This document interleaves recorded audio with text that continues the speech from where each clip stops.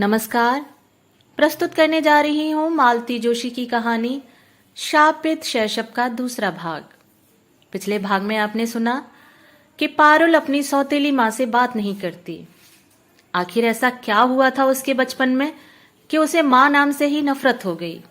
जानने के लिए आइए सुनते हैं दूसरा भाग। जरूर मिलिएगा, जी खुश हो जाएगा। दादी की 2 कॉपी हैं। उन्हें तो लगा शायद उन्हें रिमांड होम का गार्डन बनाकर भेज दिया गया है।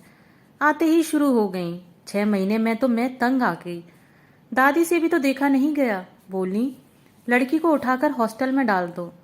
पापा तो ठहरे श्रवण कुमार। माँ की बात टालने का सवाल ही नहीं था। कितनी बड़ी थी तुम तब? 12वां चल रहा था। घर छोड़ने का दुख तो क्या होता। हाँ, हॉस्टल की सख्ती रास नहीं आई कुछ दिन, फिर आदत पड़ गई। लेकिन जैसे ही पापा श्री को पता चला कि इसे हॉस्टल लाइफ रास आ गई है, घर ले आए। आप कहती हैं कि वे मुझे प्यार करते हैं, तो एक बार तो उन्होंने पूछा होता कि निक्की, तुम्हें क्या अच्छा लगता है, किसके पास रहना चाहोगी, कहाँ रहोगी। बस मनमानी करते रहे, जैसे निक्की न हुई कोई गुड़िया हो गई, जहां चाय पटक दो। ये आखिरी बात कहते कहते उसका आवेश रुलाई में बदल गया था। मैं विस्मित थी। कभी सोचा भी न था कि यह नन्ही सी जान अपने अंदर इतना दुख, इतनी वेदना, इतना आक्रोश समेटे है। मुझे आश्चर्य हो रहा था कि एक ही सांस में वह मुझसे सब कुछ कैसे कह गई। पर यह सब अनजाने में ही हुआ होगा। यह दुख बरसों से उसके मन में कुंडली मारे बैठा होगा। निश्चित ही अपनी सखी सहेलियों से उसने कभी अपना दर्द बांटा नहीं होगा, नहीं तो उसमें इतना आवेग न होता। अपनी हमजोलियों के बोध में तो उसकी प्रतिभा एक दिलेर लड़की की है। उनके सामने वह अपनी करुण गाथा कभी नहीं दोहराएगी। मेरे सामने भी वह इतना नहीं खुलती। पर अपने पापा के प्रति गुस्से का इजहार करते करते वह कब भावुक हो आई उसे खुद ही पता नहीं चला। पारुल, मैंने शांत स्वर में कहा, अगर मैं कहूं कि वे तुम्हारे साथ कुछ दिन रहना चाहते हैं, इसीलिए तुम्हें हॉस्टल से ले आए हैं, तो क्या विश्वास करोगी? उत्तर में उसने मुंह बिचका दिया। सुनिए, वो दिद्दा के बारे में आप कुछ बता सकेंगे? अच्छे भले सो रहे थे, एकदम से उठकर बैठ गए। आंखें ऐसे जल उठी मानो मैंने कोई अक्षम्य अपराध कर डाला हो। समझ गई, लड़की ने यह तेवर बाप से ही लिए हैं। उसका भी गुस्सा नाक पर ही तो रखा रहता है। क्या जानना चाहती हो उसके बारे में? क्यों जानना चाहती हो? ये गुर्राए। बस यूं ही, जरा सी क्यूरियोसिटी थी। देखो, तुम्हारा समय न कटता हो तो लाइब्रेरी ज्वाइन कर लो या फिर किसी क्लब में जाना शुरू कर दो, लेकिन ये नौकरों चाकरों में बैठकर गप्पे लड़ाना बंद करो। स्तब्ध रह गई मैं। इस तरह भी कोई मुझसे बात कर सकता है? मुझे भी ताव आ गया। डॉक्टर कुमार, याद रहे कि मैं कोई 16-17 साल की ब्याहुली नहीं हूं। आपको मेरी डिग्रियों का ध्यान नहीं रहा, ठीक है। मेरी सीनियर लेक्चरशिप को आपने नजरअंदाज किया, ठीक है। पर मेरी उम्र का तो लिहाज कीजिए। क्या इस उम्र में भी मुझे दूसरों से रहन सहन के तौर तरीके सीखने होंगे, अदब कायदे जानने होंगे? वे जैसे जमीन पर आ गिरे। सॉरी डार्लिंग, बेवजह ऑफ हो गया था, उन्होंने अपराध भाव से कहा। बाद में उन्होंने मुझे कुरेदने की बहुत कोशिश की, पर मैं चुप बनी रही। एक बात उसी समय तय हो गई थी, पारुल की आया के बारे में अगर कुछ जानना भी है तो मैं इनसे नहीं पूछूंगी, क्योंकि मैं जानती थी कि ये बेवजह ऑफ नहीं हुए थे। हमारी उस छोटी सी अंतरंग बातचीत के बाद पारुल में एक सुखद परिवर्तन आ गया। जबरदस्ती ओढ़े अकेलेपन से वह जैसे एकाएक घबरा उठी।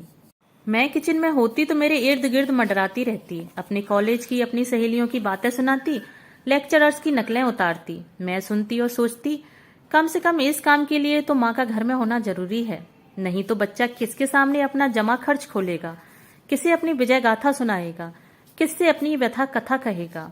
अगर कोई सुनने वाला ना हुआ तो तरस जाएगा बेचारा।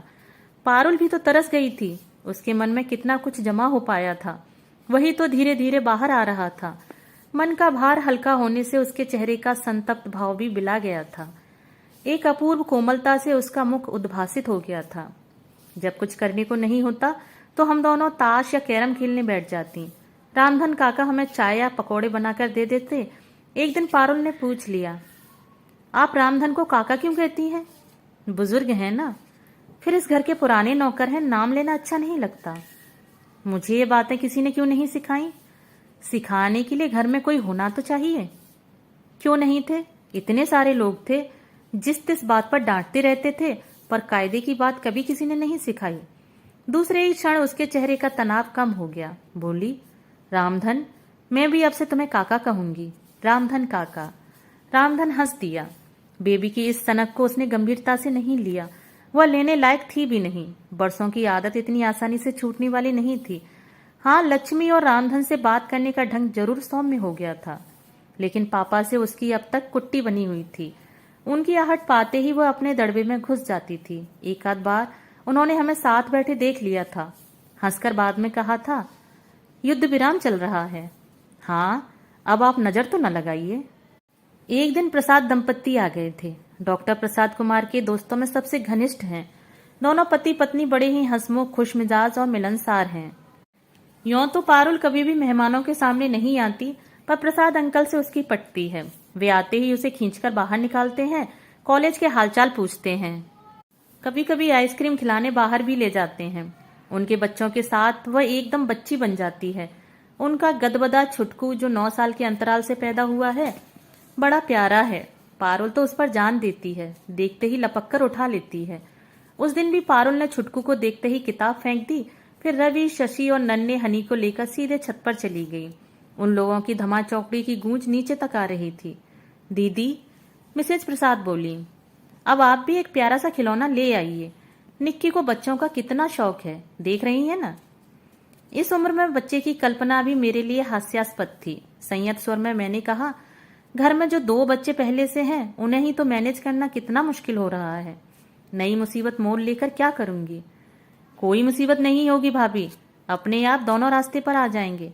घर में थोड़ी रौनक हो जाएगी तो इस तरह भागते नहीं फिरेंगे। और क्या, भाई साहब तो जब देखो अपने मरीजों से ही घिरे रहते हैं। दीदी, आप भी कुछ कहती नहीं हैं। भाभी क्या कहेंगी, काम जो इतना फैला रखा है, समेटने में देर तो लगेगी। उस वक्त तो समय कटना एक समस्या थी। अकेला घर काटने को दौड़ता था, इसीलिए बेचारा अपने को उलझाए रखता था। मैं दोनों की बातचीत तटस्थ भाव से सुन रही थी। एकाएक पूछ बैठी, आप इन लोगों को कब से जानते हैं डॉक्टर। कब से मतलब, हम लोग तो साथ में पढ़े हैं। तब तो आपने पारुल की मम्मी को भी देखा होगा। हाँ, मैंने तो देखा है, पर शायद संध्या ने नहीं देखा। क्यों डार्लिंग। हाँ, हम लोगों की शादी में वह नहीं थी। मैं जब पहली बार माताजी से आशीर्वाद लेने आई तो निक्की को देखा था। आया की गोद में चढ़कर घूम रही थी। तब बिन माँ की उस नन्ही सी बच्ची को देखकर बहुत दुख हुआ था। लेकिन वह आया भी गजब की थी भाभी, यह समझ लीजिए कि माँ से बढ़कर थी। इतनी अच्छी आया को उन्होंने निकाल क्यों दिया। यह आपसे किसने कह दिया। निकाला नहीं था भाभी, उसे टीबी हो गई थी। यहाँ घर में कैसे रखते।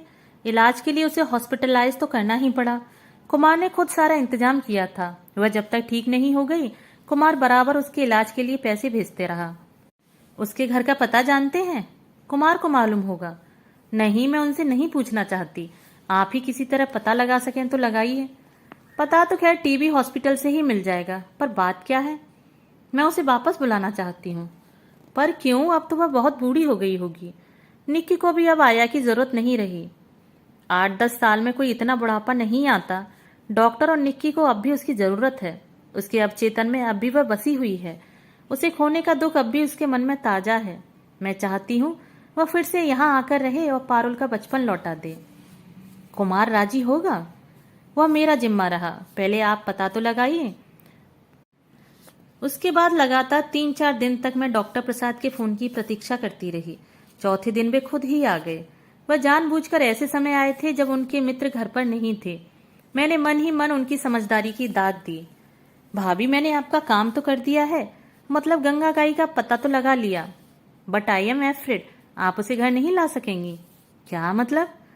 मैं उसका पता लेने टीबी हॉस्पिटल गया था। वहां पता चला कि 6 महीने पहले ही उसे फिर से भर्ती किया गया है, और यह भी पता चला कि इस बार बीमारी बहुत अगले दौर में पहुंच गई है। क्या टीबी भी रिप्लेस होता है डॉक्टर।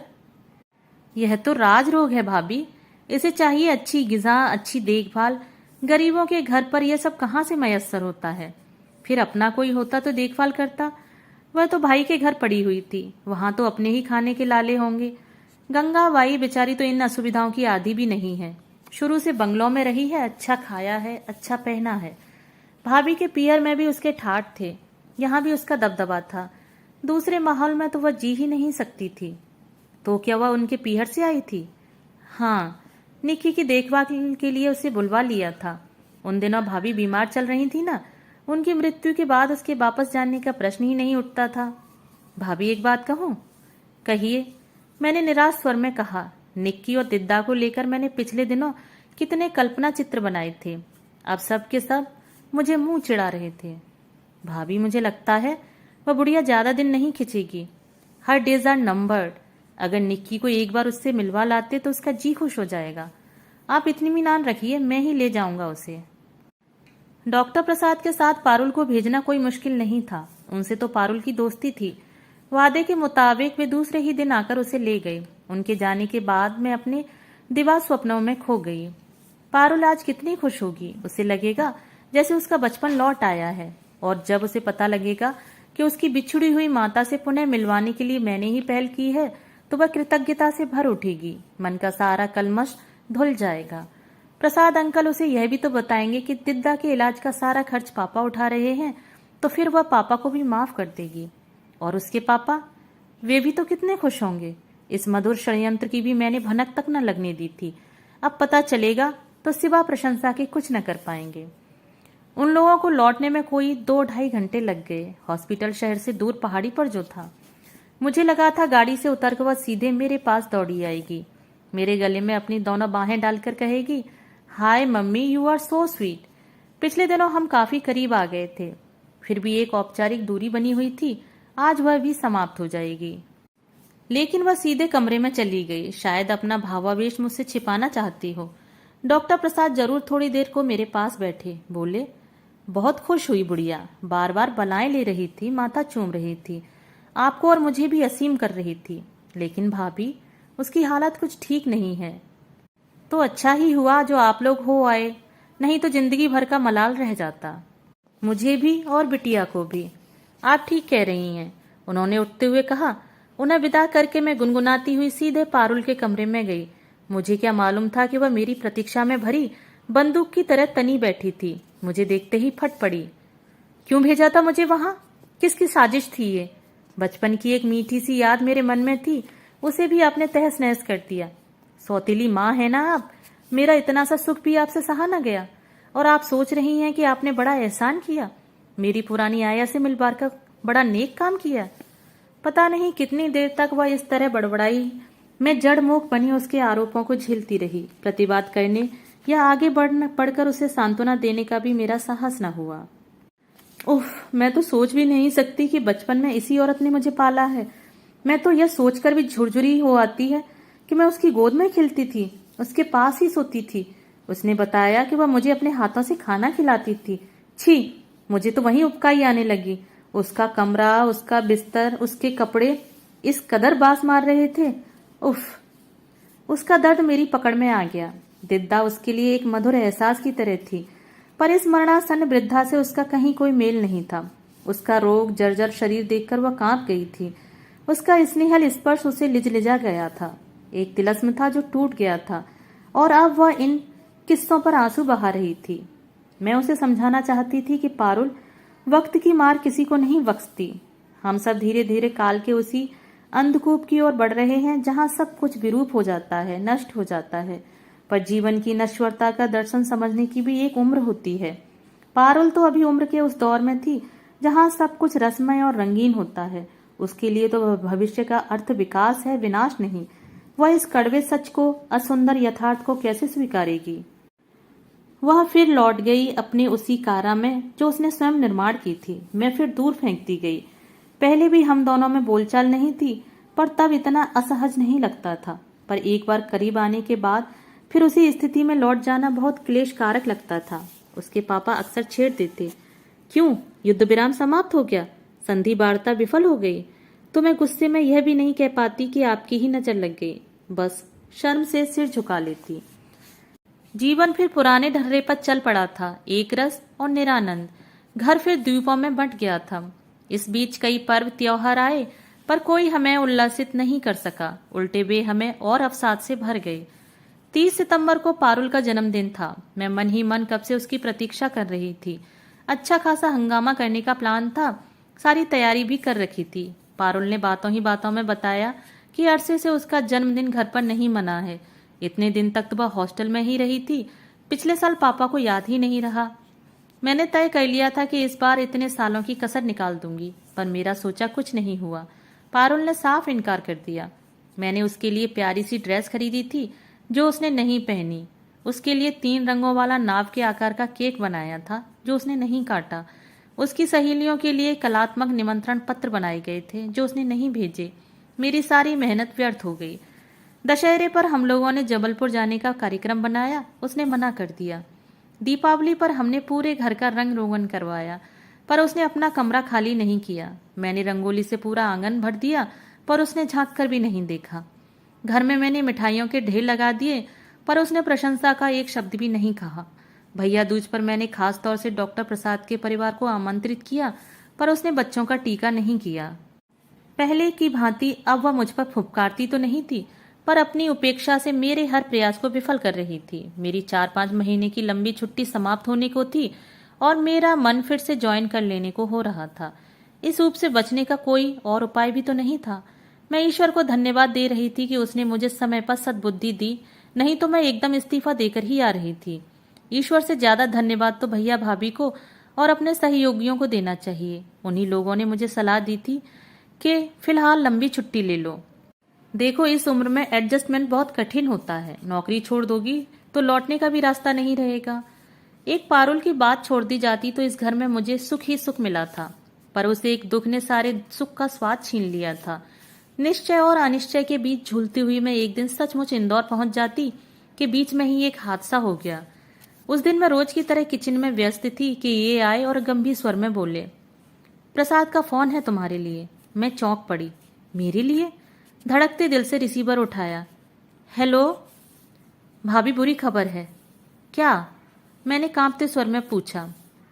पूजनीय दिद्दा चल बसी। मैं स्तब्ध रह गई। भाभी कुछ कहिए भी, क्या करना है? अब कहने को या करने को रहा ही क्या है? मेरा मतलब है, should be tell the kid? No, definitely not. She is just a kid, you know. अच्छा, अब आप इनसे बात कीजिए, मेरी कड़ाई जल रही है। चौंगा इनके हाथ में देकर मैं भागने ही वाली थी कि इन्होंने हाथ पकड़कर रोक लिया। प्रसाद से 2 मिनट बात करके फोन रख दिया और मेरी तरफ मुखातिब हुए। उनकी मुद्रा से मैं समझ गई कि मैं कटघरे में खड़ी हूँ। जलती हुई आंखों से उन्होंने पहला प्रश्न दागा। प्रसाद ने यह खबर पहले तुम्हें क्यों दी? मुझे भी तो दे सकता था। यह बात आप उन्हीं से पूछते तो ठीक रहता। उससे तो खैर पूछना ही है, पर तुम यह बताओ, इस औरत की मौत से तुम्हारा क्या वास्ता है? ओफो, मेरा क्या वास्ता होगा? बेबस मुझसे इसलिए पूछ रहे थे कि पारुल को बताना है कि नहीं। मैंने कह दिया कि कोई जरूरत नहीं है। वह जब जिंदा थी पारुल ने देख आई थी, बस। मैं रात में उस बच्चे को भेज नहीं सकती। पारुल अस्पताल कब गई थी? गई थी एक दिन, प्रसाद लेवा ले गए थे। पर सुझाव किसका था? मेरा था। यही सुनना चाहते हैं ना आप? अब आप यह भी कहेंगे कि यह बात मुझसे क्यों नहीं कही गई। तो हुजूर, शुरुआत तो आपसे ही की थी, पर आप तो उसका नाम सुनते ही भड़क गए थे। उस समय आप क्या यह सुनने की स्थिति में थे कि पारुल अपनी आया को भूल नहीं पाई है? अब भी वह उससे उतनी ही शिद्दत से याद करती है।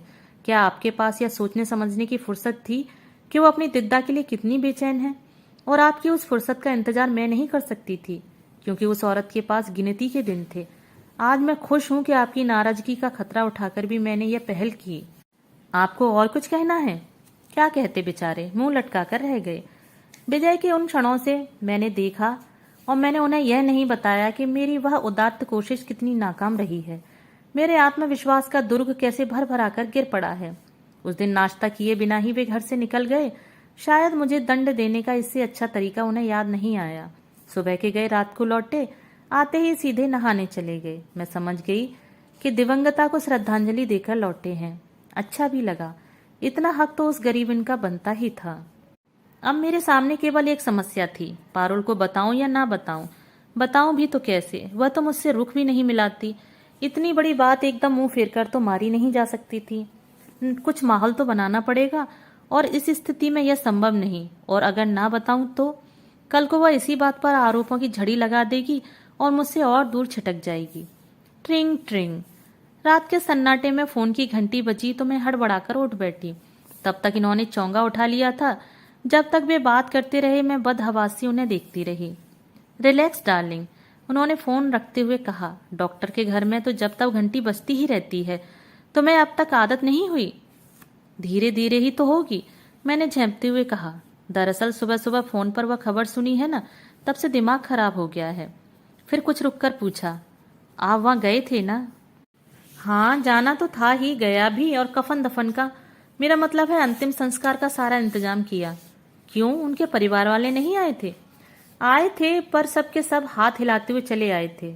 बॉडी कोई गांव भी नहीं ले जाना चाहता था, फिर यही सब करना पड़ा। चलिए, अच्छा ही हुआ, इसी घर से दाना पानी बंधा था उनका, आखिर तक निभ गया, यही खुशी है। और फिर कुछ क्षण रुककर बड़े साहस के साथ मैंने कहा, सुनिए, मुझे उनके बारे में कुछ बताएंगे? इस बार उन्होंने आंखें नहीं तरेरी और न गुर्राए, बल्कि शांत स्वर में बोले, क्या जानना चाहती हो? यही कि वे कौन थी, कहाँ से आई थी, इस घर में उनका वजूद क्या था? ऐसा कोई लंबा चौड़ा इतिहास नहीं है। रमा के भतीजों की आया थी, रमा की बीमारी में यहाँ आई थी। खासियत बस यही थी कि जब तक मेरे ससुर जीवित रहे, उसकी तनख्वाह उस घर से ही आती रही। ऐसा क्यों? इसलिए कि उस समय फुल टाइम आया रखने की मेरी हैसियत नहीं थी। हम लोग यानी मैं और अम्मा उसके लिए इतना उत्सुक नहीं थे, किसी तरह एडजस्ट ही कर रहे थे। पर रमा असुविधाओं में जीने की आदी नहीं थी, इसीलिए उसके पिताजी को दया आ गई। पर उनकी यह दया, यह मेहरबानी हमें बहुत महंगी पड़ी। क्यों? अपने ही घर में हम जैसे किसी के आश्रित हो गए। उसकी उपस्थिति हमें एक ही हीन बोध से भर देती थी, वह भी हमें हिकारत से देखती थी। मेरा तो फिर भी थोड़ा लिहाज करती थी, पर अम्मा को उसने कभी मालकिन का दर्जा नहीं दिया। बेचारी अम्मा, वे तो नौकरानी की नौकरानी बन गई थीं। वे दिद्दा के लिए चाय बनाती, नाश्ता देती, रोटियां सेकती। दिद्दा नाक भौं सिकोड़कर खाती और अपने साहब को कोसती कि बेबी को उन्होंने किस कुएं में पटक दिया है। क्या वे लोग बहुत अमीर हैं? अमीर थे। रमा की डैडी की शेयरिंग प्रैक्टिस थी, बहुत कुशल सर्जन थे वे। अपनी उंगलियों के कमाल से उन्होंने वैभव का साम्राज्य खड़ा कर दिया था, लेकिन उस साम्राज्य का योग्य उत्तराधिकारी उन्हें नहीं मिला। बेटा उनका डॉक्टर नहीं बन सका। शायद इसीलिए उन्होंने रमा के लिए मेरा चुनाव किया था। सोचा होगा, यह गरीब घर का बिना बाप का लड़का आसानी से काबू में आ जाएगा। मेरे पास अपना अलग साम्राज्य बनाने की कुवत थी। जो सोचा था वह मैंने करके भी दिखा दिया। पर देखने के लिए न रमा रही, न उसके डैडी। उन्होंने तो बस मेरे संघर्ष का दौर ही देखा। उन्हें, मेरा मतलब है पारुल की मम्मी को क्या हो गया था? दूसरी प्रेगनेंसी के दौरान छोटा सा एक्सीडेंट हो गया था। डॉक्टरों ने अबॉर्शन की सलाह दी, वह भी करवा लिया, पर पता नहीं क्या कॉम्प्लिकेशंस हो गए कि हालत बिगड़ती ही चली गई। कार में डालकर मुंबई भी ले गए थे, पर कुछ फायदा नहीं हुआ। 15वें दिन उसके शव को लेकर ही लौटना पड़ा। उन्हीं दिनों दिद्दा इस घर में आई थी। हम लोग तो इन दिनों रमा को लेकर परेशान थे। घर में बस अम्मा थी और वह थी। पर एक नफरत का बीज कब पड़ गया पता ही नहीं चला। एक खाई सी थी दोनों के बीच, जो बढ़ती ही गई। रमा जब तक रही तब तक तो सब कुछ दबा ढका रहा, पर उसकी मृत्यु के बाद दोनों का परस्पर तिरस्कार और घृणा जैसे मुखर हो गए। बहुत कठिन दिन थे वे। मैं रमा के वियोग से आहत था। प्रैक्टिस की कश्मकश जारी थी और इधर घर पर जैसे जंग छिड़ी हुई थी। मैं परेशान हाल घर लौटता तो यहाँ अदालत शुरू हो जाती। मैं बच्ची का ढंग से पता भी नहीं कर पाता। इन्हीं दोनों की चिक चिक मेरा दिमाग चाट जाती। दोस्त, रिश्तेदार और साथी डॉक्टर रोज सलाह देते कि शादी कर लो, बच्ची बड़ी हो जाएगी तो फिर मुसीबत हो जाएगी, फिर आसानी से नई माँ को स्वीकार नहीं कर पाएगी। अम्मा भी इसरार करती, पर मेरी हिम्मत ही न पड़ती थी। घर में एक तीसरा मोर्चा खोलने की मेरी ताकत नहीं थी। 5 साल तक घर में यह नाटक चलता रहा और हम माँ बेटे बच्ची को बर्बाद होते देखते रहे। अत्यधिक लाड़ प्यार ने उसे जिद्दी और बिगड़ैल बना दिया था। उसमें गलत संस्कार पड़ रहे थे। वह दादी को तो किसी गिनती में ही नहीं लाती थी, बस थोड़ा बहुत मुझसे डरती थी। उसे डराना मुझे अच्छा नहीं लगता था, पर सोचता कि किसी को तो खौफ हो, नहीं तो लड़की हाथ से निकल जाएगी। फिर धीरे धीरे सब कुछ मेरी सहन शक्ति से बाहर होता चला गया। मैं समझ गया कि इस घर में इन 2 औरतों का साथ रहना मुश्किल है, किसी एक को तो जाना ही पड़ेगा। और जाहिर था, मैं अपनी माँ को तो कहीं भेज ही नहीं सकता था। इसीलिए दिद्दा को निकाल बाहर किया। नहीं, इतनी बेदर्दी से नहीं निकाला, पर यूं कहो कि इत्तेफाक से मुझे एक कारण मिल गया। उन दिनों दिद्दा बहुत खांसने लगी थी। अम्मा ने कई बार बताया कि उसकी खांसी के मारे वे रात भर सो नहीं पाती, पर मैं इसे भी शिकायत का एक पैंतरा समझकर टाल गया था। पर ज्यादा दिन तक अम्मा को अनसुना नहीं कर सका। मुझे भी दिद्दा की खांसी सुनाई देने लगी। उस समय तो हम छोटे से घर में थे, तब आज जैसा बड़ा बंगला नहीं था। खांसने की आवाज कहाँ तक छिपती। मेहरी ने एक बार दिद्दा को खून थूकते भी देखा, जिसे वह पान की पीक बताती रही। फिर मुझे चिंता हुई। बड़ी मुश्किलों से निक्की का वास्ता देकर उसे डॉक्टरी जांच के लिए राजी किया। इन्वेस्टिगेशन के बाद मेरा शक सच निकला। उसे टीबी हो गई थी। लेकिन टीबी तो अब कोई लाइलाज बीमारी नहीं है। मैंने जैसे उन पर आरोप लगाते हुए कहा, लेकिन बीमारी तो है और इलाज भी करना पड़ता है। एक बार पता चल जाने के बाद क्या उसे घर में निक्की के पास रखा जा सकता था? मैंने उसे यहाँ टीबी अस्पताल में भर्ती करवा दिया। 2-2.5 साल बाद वह ठीक भी हो गई, पर मैं उसे वापस घर नहीं लाया, उसके गांव ही भेज दिया। पर वह जहां कहीं भी रही, मैं उसे बराबर पैसे भेजता रहा। आज उसकी अंतिम किस्त भी मैंने दे दी। इतनी देर से मैं पेट के बल लेटकर कोहनियों पर सिर टिकाकर उनकी बातें सुन रही थी। दिद्दा की कहानी का पटाक्षेप होते ही मैंने एक निश्वास भरा और करवट बदलकर लेट गई। मन बेहद उदास हो आया था, परंतु इस समय जिस अनजान अनदेखी वृद्धा के प्रति मन में करुणा उमड़ रही थी, वह दिद्दा नहीं, पारुल की दादी थी। बेचारी बेटे की शादी के कैसे कैसे अरमान संजोए बैठी होंगी, पर मिला क्या? दुख, निराशा और अपमान। रजनी जी, उसके बाद की कहानी नहीं सुनोगी? मैंने एकदम पलटकर उन्हें देखा। उसके बाद की मतलब? यह तो निक्की की आया की कहानी थी। निक्की की कहानी भी तो सुनो। वह मुझे मालूम है, मैंने उल्हाने के स्वर में कहा। दिद्दा चली गई तो उसे मामा के यहाँ भेज दिया। वहां मामी की पैनी जमान ने उसका जीना मुश्किल कर दिया। वहां से लौटी तो करकश बुआ के पल्ले पड़ गई। फिर उनसे भी नहीं संभली तो हॉस्टल में पटक दिया। यही ना? तुमने तो 4 लाइनों में सारा इतिहास समेट कर रख दिया। पर जानती हो, इसे जीने के लिए मुझे 8 लंबे साल लग गए हैं, और मैं उतना दुष्ट भी नहीं हूं जितना तुम मुझे साबित करना चाहती हो। मैंने अपनी ओर से तो कुछ नहीं कहा। पारुल से जितना सुना था वही बता दिया। अब आप बताइए। यह हुई ना बात। जज को चाहिए कि पहले दोनों पक्षों को सुन ले और फिर फैसला करे। प्रोसीड, मैंने नाटकीय अंदाज में कहा। योर ऑनर, यह सच है कि दिद्दा की बीमारी के बाद मैंने निक्की को मामा के यहाँ भेज दिया था। उस घर में उसका हमेशा स्वागत ही हुआ है। रमा की मृत्यु के बाद तो उन्होंने बार बार कहलाया था, पर बच्ची के बिछोह की कल्पना से ही मैं घबरा जाता था, इसीलिए भेज नहीं सका। जब मजबूरी में भेजने की नौबत आई, उस समय मेरे ससुर जी गुजर चुके थे। दुर्भाग्य से मेरी सास भी खाट से लग गई थी। घर में आमदनी तो शून्य हो गई थी, और निक्की के मामा बिजनेस के नए नए प्रयोगों में बाप की कमाई फूंक रहे थे। निक्की की मामी यूं तो बड़ी अच्छी थी बेचारी, पर परिस्थितियों ने उन्हें परेशान कर दिया था। छोटे छोटे 3 बच्चे, घर में अपंग और बीमार सास, गिरती हुई माली हालत। दिमाग खराब करने के लिए यही बहुत था। उसमें पहुंच गई वह जिद्दी और बिगड़ैल लड़की। साल भर घर में जैसे कोहराम मचा रहा था। हार कर बेचारे उसे वापस छोड़ गए। भाभी आंख में आंसू भरकर कहती रही, लाला लड़कों का साथ है मेरा, पराई लड़की की जिम्मेदारी लेने से जी घबराता है। लड़की उस दिन में सचमुच पराई हो गई। निक्की ने फिर कभी इधर का रुख नहीं किया। अम्मा जैसे तैसे घर संभाल रही थी, पर निक्की उनके बस की नहीं थी। इसीलिए मैंने दीदी से चिरौरी की और वे तुरंत चली आईं। साथ में जीजाजी भी थे। वे उसी साल रिटायर हुए थे, पर आशिकी का यह आलम था कि बीवी के बगैर एक दिन भी नहीं रह पाते थे। दीदी भी उनकी रंगीन मिजाजी से वाकिफ थी, इसीलिए बहू बेटियों के बीच उन्हें अकेले छोड़ने का खतरा उन्होंने नहीं लिया। दीदी बहुत उत्साह से भरकर यहाँ आई थीं। वे बहुओं को जता देना चाहती थीं कि दुनिया में उनकी कद्र करने वाले, उन्हें चाहने वाले भी हैं। उन्होंने मुझे आश्वस्त किया कि वे लड़की को 2 दिन में ही ठीक कर देंगी, और वे एकदम रिंग मास्टर की तर्ज पर शुरू हो गई। उनकी शक्ति देखकर तो अम्मा भी सिहर गई थीं, पर बच्ची के कल्याण की कल्पना करके चुप रह गई थीं। उन दिनों निक्की का जीवन एकदम घड़ी की सुइयों पर चलता था। समय पर सोना, जागना, रोज नहाना, दोनों वक्त कंघी करना, ब्रश करना, समय से स्कूल जाना, नियमित होमवर्क करना, दोनों वक्त ट्यूशन पढ़ना, इत्यादि इत्यादि। लड़की जैसे बुआ के हाथों की कठपुतली बन गई थी। दीदी बहुत मेहनत कर रही थी, पर उनमें ममता की आंच नहीं थी, स्नेह का स्पर्श नहीं था। इसीलिए फिर निक्की बितकने लगी और क्या? मैंने उनकी चुप्पी को तोड़ा। आज समझ में आ रहा है अम्मा ने किस मुश्किल से यह बात मुझसे कही होगी। मुझे आज भी कहते शर्म आ रही है। कौन सी बात? अम्मा अपने देवता स्वरूप दामाद के प्रति एकाएक शंकालु हो उठी थी। रसिया तो वे जन्म के थे, पर इतनी सी लड़की पर जोर डालेंगे यह नहीं सोचा था। सहज स्नेह से वंचित, लाड़ दुलार के लिए तरसती 10-12 साल की निक्की आसानी से उनके हाथ आ गई थी। वह दिन भर उनसे चिपटी रहती, दीदी देखती और सुलग उठती, अम्मा देखती और मन महसूस कर रह जाती। आखिर एक दिन अम्मा ने मुझसे कह दिया, बेटा इन बूढ़ी आंखों में अब चौकीदारी करने की ताकत नहीं है। तो अगर लड़की को सर्वनाश से बचाना चाहता है तो किसी अच्छे से हॉस्टल में डाल दे, नहीं तो मैं सुख से मर भी नहीं पाऊंगी।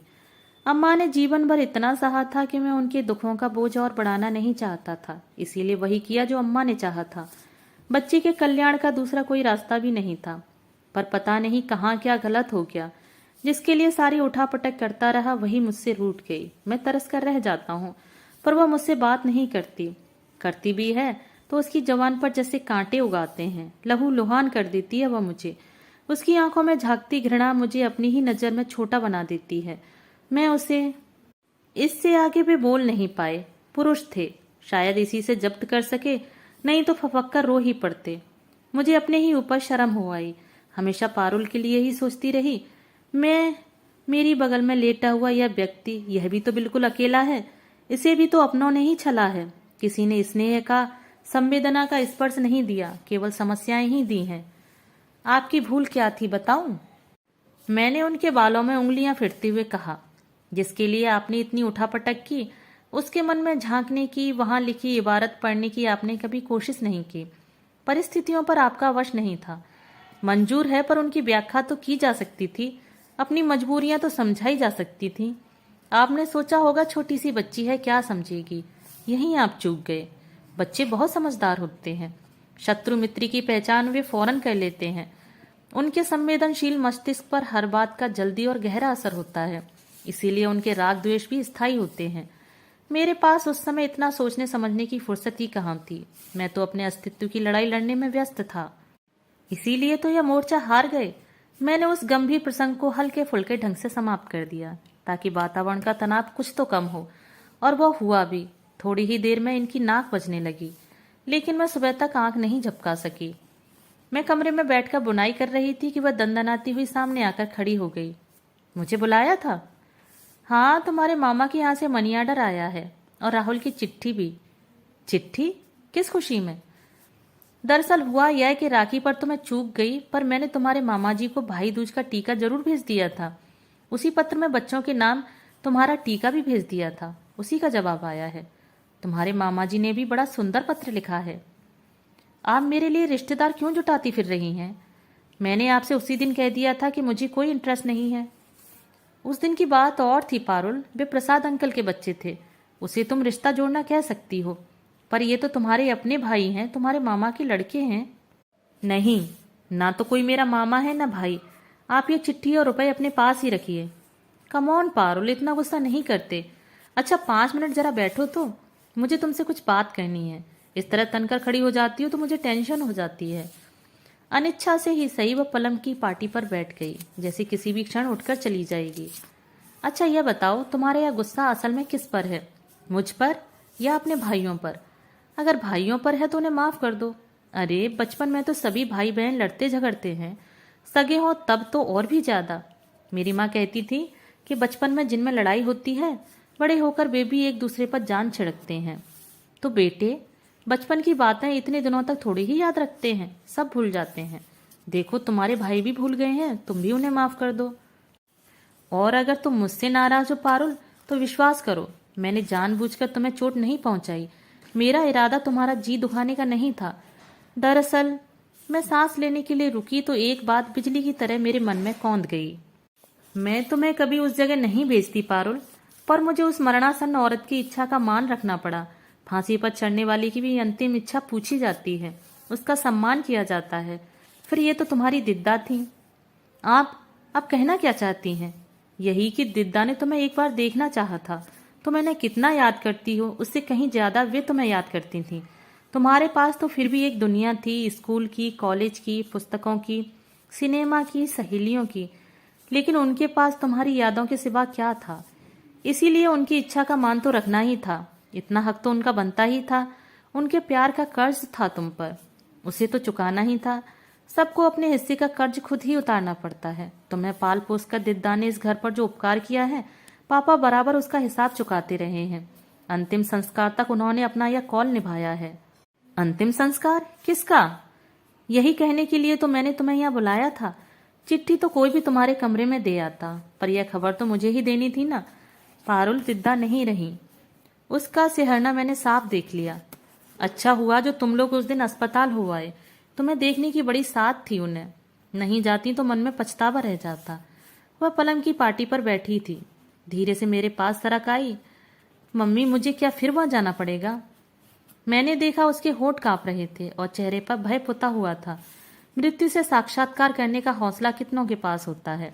फिर यह तो लाख दिलेर ही सही थी तो एक नन्ही सी लड़की ही। उसके बदहवास चेहरे को देखकर मुझे प्यार हो आया। उसका चेहरा अपनी हथेलियों में थामकर मैंने कहा, नहीं बेटे, तुम वहां क्यों जाओगी? प्रसाद अंकल ने कल पूछा भी था, पर मैंने साफ मना कर दिया। कहीं बच्चे भी ऐसी जगह जाते हैं? थैंक यू मम्मी, उसने कहा और धीरे से अपने को छुड़ा लिया। थोड़ी देर तक दीवार की ओर ताकते हुए चुपचाप बैठी रही। फिर सहमी सी आवाज में बोली, उस दिन उन्हें अस्पताल में देखकर मेरा मन कैसा तो हो गया था। वे बाहों में भरकर मुझे प्यार कर रही थीं और मैं भागने के लिए छटपटा रही थी। वे मेरी बलाएं ले रही थीं और मैं मन ही मन उन्हें कोस रही थी। उन्हें ये सब पता तो नहीं चला होगा ना? उसका स्वर इतना करुण था कि सांत्वना देना जरूरी हो गया था। उसकी पीठ पर हाथ फेरते हुए मैंने कहा, नहीं बेटे, उन्हें कुछ पता नहीं चला होगा, क्योंकि जो प्यार करते हैं वे आंख मूंद कर प्यार करते हैं। अपनों की गलतियां देखने वाली नजर ही उनके पास नहीं होती। सच मम्मी, उसने कहा और मेरी गोद में दुबक गई। दोस्तों, अभी आप सुन रहे थे मालती जोशी द्वारा लिखी हुई कहानी शापित शैशव। अगर आपको ये कहानी पसंद आई हो तो मेरे चैनल को सब्सक्राइब और मेरी वीडियो को लाइक और शेयर जरूर करें। धन्यवाद।